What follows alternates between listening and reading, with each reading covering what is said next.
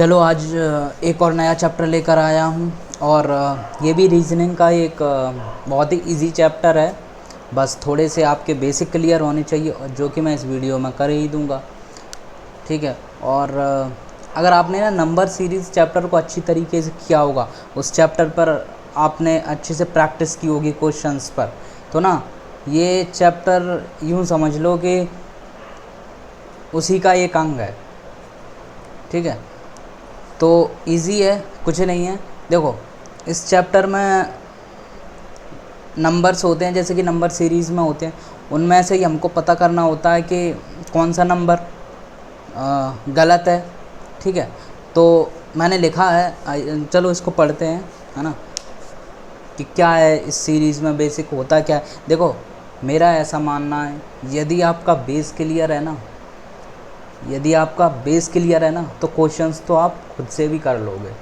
और यदि आपका बेस सही नहीं है ना, बेस क्लियर नहीं है, यदि आपको चैप्टर का सारांश ही नहीं पता है, मतलब यही नहीं पता है कि इस चैप्टर में क्या होगा, क्या करना है, तो आप कितने भी क्वेश्चन देख लीजिए अलग अलग वीडियोज़ में, आपके कुछ पल्ले पड़ने वाला नहीं है, क्योंकि आपको यही नहीं पता कि चैप्टर में हो क्या रहा है, ठीक है। तो मुख्यतः इस चैप्टर में है क्या, करना क्या है, कैसे करना है, अपन इस चीज़ को समझ लेते हैं तो फिर क्वेश्चंस तो आप ढेर सारे कर लोगे। आजकल क्वेश्चंस की कोई कमी नहीं है, ऑफलाइन भी और ऑनलाइन भी, ठीक है। तो चलो इस चैप्टर में देखते हैं कि इसमें है क्या। देखो यह एक ऐसी नंबर सीरीज़ होती है, इसमें ना नंबर सीरीज़ होती है, जैसे अपन ने नंबर सीरीज़ में पढ़ा है, जिसमें ब्लैंक नहीं होता। जैसे नंबर सीरीज़ में क्या होता था, नंबर्स के बीच में ब्लैंक दे दिया जाता था और उसमें आप अपन को करेक्ट नंबर फिल करना होता था, यही तो होता था नंबर सीरीज़ में। इसमें ब्लैंक नहीं होता, नंबर सीरीज़ होती है पर ब्लैंक नहीं होता। और मुख्यतः इसमें ना आप जो गलत नंबर होता है ना, उसको पहचानना होता है, ठीक है। अभी जब अपन क्वेश्चन करेंगे ना तो आपको समझ में आएगा। तो इसमें क्या होता है, मुख्यतः इसमें आपको क्या करना होता है, गलत नंबर की पहचान करनी होती है कि सीरीज़ में, जैसे ये सीरीज़ है ना, तो आपको ये पता करना है इसमें कौन सा नंबर गलत है। इस चैप्टर में बस यही है। एक तो इसमें ब्लैंक नहीं होता, ठीक है, इसमें कोई नंबर सीरीज़ में ब्लैंक नहीं दिया होगा कि आपको यहाँ ये नंबर फिल करना है या नंबर, क्योंकि इसमें तो आपको नंबर छांटना है, मतलब निकालना है कि ये नंबर गलत है, ठीक है ना। और इस सीरीज़ में जो रॉन्ग नंबर होता है ना, वही इसका राइट नंबर होता है। सॉरी, जो रॉन्ग नंबर होता है ना सीरीज़ में, वही इसका राइट आंसर है, ठीक है। तो ये तीन चीज़ें याद रखनी है, ठीक है। याद क्या रखनी, ये तो है ही, ठीक है। तो आपको करना क्या है, मुख्यतः इसमें इस चैप्टर में नंबर सीरीज़ दी जाएगी, उसमें उन नंबर सीरीज़ में कौन सा नंबर गलत है उसको आपको निकालना है, उसको आपको छांटना है, मतलब अलग करना, मतलब उसको देखना है कि ये नंबर गलत है और जो नंबर गलत है वही इसका सही आंसर होगा। बस इतना सा करना है। वो कहते हैं ना कि समझदार के लिए इशारा काफ़ी होता।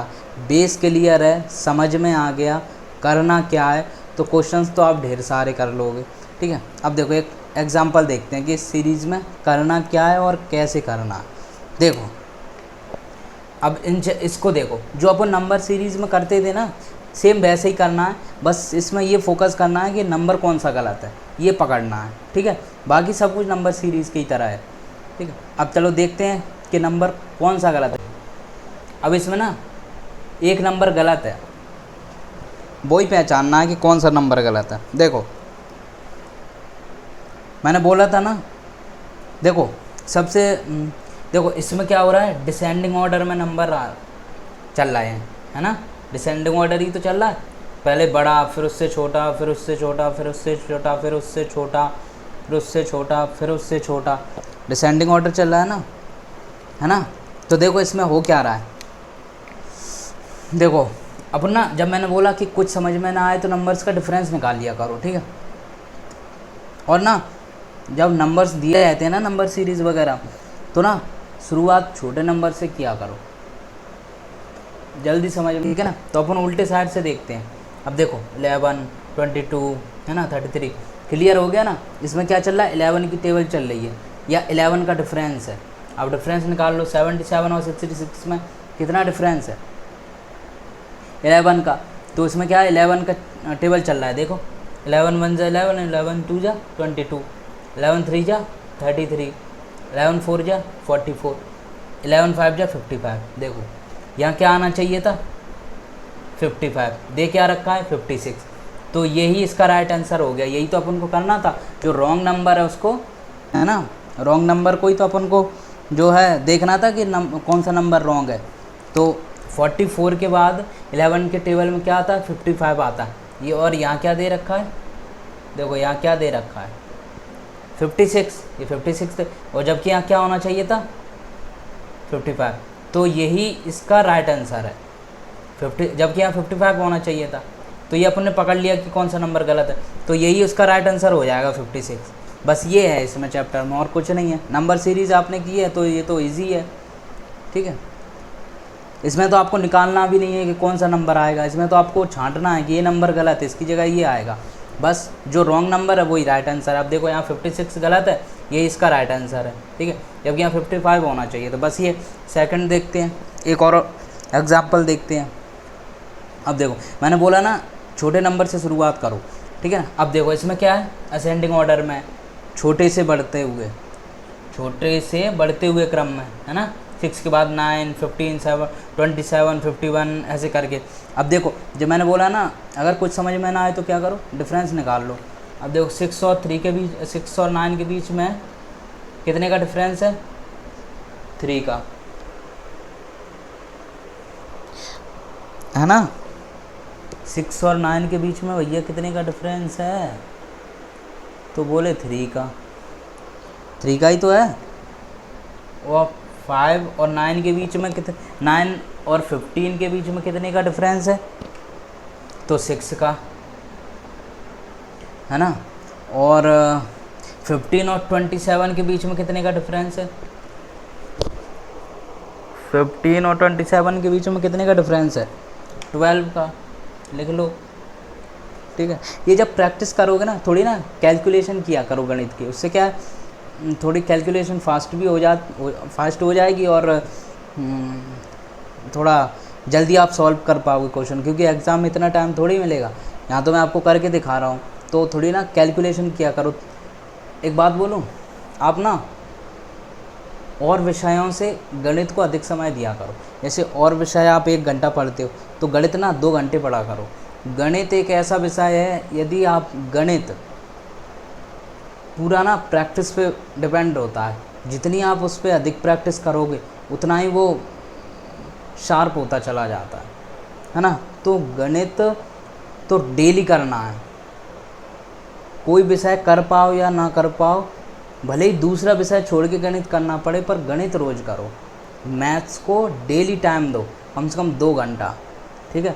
और कम से कम 20 तक तो टेबल याद कर लो, 32 तक स्क्वायर, और एटलीस्ट 18 तक क्यूब याद कर लो। इतना तो कर ही लो, तब आपकी कैलकुलेशन फास्ट होगी। और थोड़ा माइनस प्लस डिवीज़न मल्टीप्लिकेशन ये करते रहा करो, तो इससे ना थोड़ी कैलकुलेशन फास्ट होगी। तो उतना ही एग्ज़ाम में आप कम समय लोगे किसी क्वेश्चन को सॉल्व करने में, ठीक है। चलो वापस आते हैं। तो देखो 15 और 27 में कितने का डिफरेंस है, 12 का, ठीक है। अब 27 और 51 में कितने का डिफरेंस है, 24 का, है ना, 24 का, है ना। तो और 50, ठीक है। अब देखो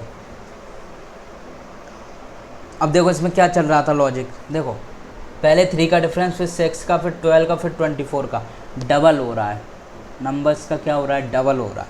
देखो पहले 3 का डिफरेंस हुआ, फिर 6 का हुआ, फिर 12 का हुआ, फिर 24 का। अब 48 का होना चाहिए। अब क्या होना चाहिए, 48 का, ठीक है। क्यों, देखो नंबर 1 तो गलत होगा, ये तो तय है। और मैन आउट सीरीज़ में एक नंबर तो रॉन्ग होगा, ठीक है, तो ये तो तय है। तो एक नंबर तो ज़रूर गलत होगा। तो देखो ये तो सारे सही है। 6 में 3 ऐड करो तो 9, 9 में 6 ऐड करो तो 15, 15 में 12 ऐड करो तो 27, है ना। 27 में 24 ऐड करो तो कितना होता है, 51, ये 51 है ना। 51। अब है ना 27 में 24 ऐड किया तो 51। अब 51 में 48 कितना 48 यदि ऐड करेंगे अपन तो यहाँ कितना आंसर आना चाहिए था, यहाँ 99 आना चाहिए था भाई। 51 में 48 ऐड करेंगे तो कितना आना चाहिए था 99। तो यही अपन ना क्या हो जाएगा 89, यही राइट आंसर हो जाएगा। क्योंकि इसमें क्या है गलत नंबर को देखना है, गलत नंबर को छांटना है, और जो गलत है वही इसका राइट आंसर है। जबकि यहाँ 99 होना चाहिए था 89, तो ये गलत है, तो यही राइट आंसर है। ये तो अपन को कन्फर्म। अब 48 अपन ने क्यों ऐड किया 51 में, क्योंकि 24 का डबल क्या होगा 48 होगा ना। देखो इसमें डबल चल रहा है 3, 6, 12, 24 है ना, फिर 48 होना चाहिए था। तो इस तरीके से बस ये है इस चैप्टर में। अब मुझे नहीं लगता इसमें क्वेश्चन तो अपन करेंगे ही, बेस यही था। मतलब बेस क्या है इसमें, बस यही है कि गलत नंबर को छांटना है, और इसमें कुछ है ही नहीं है करने के लिए। बस बाकी तो वही है नंबर सीरीज़ की तरह। बस अपन और भी क्वेश्चंस करेंगे, ढेर सारे क्वेश्चन करेंगे और भी क्लियर हो जाएगा। बाकी प्रैक्टिस तो करनी ही है, डेली करनी है, और पढ़ते रहिए, मुस्कुराते रहिए, और बस और क्या है जीवन में। कबीरा तेरे जगत में उल्टी देखी रीत, पापी मिलकर राज करें और साधु मांगे भीख। पढ़ते रहिए, मुस्कुराते रहिए, और धर्म, संस्कृति, मर्यादा और ईश्वर इनसे तो जुड़े रहिए, और हंसते तो रहिए। और ना मैं एक बात बोलूं, आप लोग ना कभी कभार समय निकाल कर इस भाग दौड़ वाली ज़िंदगी से थोड़ा ना प्रकृति और ईश्वर के पास बैठा करिए। क्योंकि ना ये जो हमारा शरीर है ना, ये प्रकृति से बना हुआ है, और ये जो आत्मा है ना इसमें, ये ईश्वर का अंश है। और जब ये शरीर और आत्मा प्रकृति और ईश्वर के पास होती है ना, तब ये ज़्यादा प्रसन्न रहती है। तो आप थोड़ी प्रकृति और ईश्वर इनके पास दिन में थोड़ा बहुत बैठा करिए, अच्छा लगेगा। बाकी मस्त रहिए।